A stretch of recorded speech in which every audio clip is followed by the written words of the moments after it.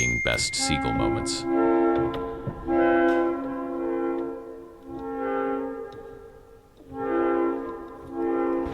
I got this! Mom! I caught a seagull! Oh my god, let it go.